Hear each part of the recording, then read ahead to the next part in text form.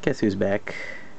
After I had finished shooting the first part of this video, I thought I skipped some details that I actually wanted to go over and point out that helped me personally choose over the basic figures, even though the basic figures are like half the price, and I really wanted them because they look good as well.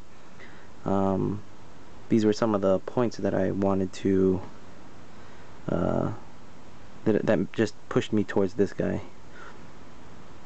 These wraps around the knees and the arms on the basic figure from the new TMNT from Nickelodeon, they're actually, some of them, like this, specifically the knees, don't go all the way around, so you got this big ugly gape in the back that just makes it look like some kind of voodoo magic holding it up.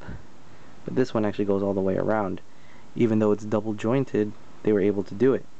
So I don't know why they didn't do it on the smaller size figures. Yeah, and they got articulation all around it, so it doesn't bother it. Another thing is the head sculpt. I thought it's a lot rounder, which is what I like, because if you look at that Raphael over here, this is from the cartoon, it looks so round. I like that. It's really nice. That's particularly why I liked this line better, because it was more cartoon accurate from when I remember them, even though the new one does look good in its own style. But the cartoon accuracy was just really tickled me.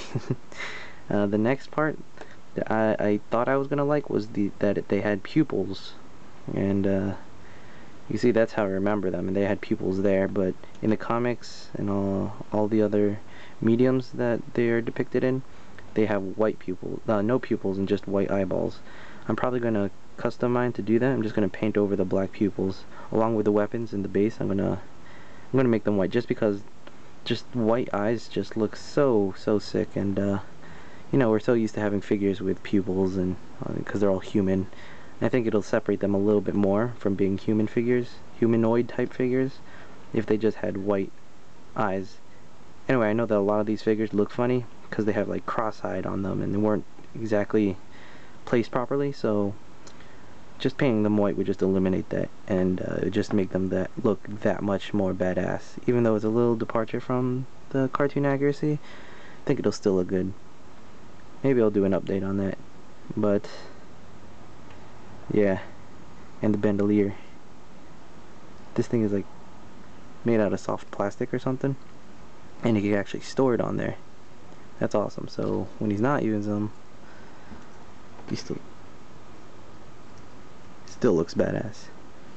With size, look at that. That's how I'm going to display them. And when they're all painted up nicely and no pupils on there, it's gonna look amazing. Right? So I really can't recommend them enough. This is probably one of my new favorite action figures out of all my Marvel Select and you know, Marvel Legends. This is definitely way up there. It's hefty, sturdy, tight, and just overall just great. So please just go ahead and pick them up. Do yourself a favor and add them to your collection, all of them. And but I would recommend waiting, because you know how these new reboots are. Like right now, Thundercats, all their stuff is on clearance. So I have a feeling the same thing's going to happen to the Ninja Turtles.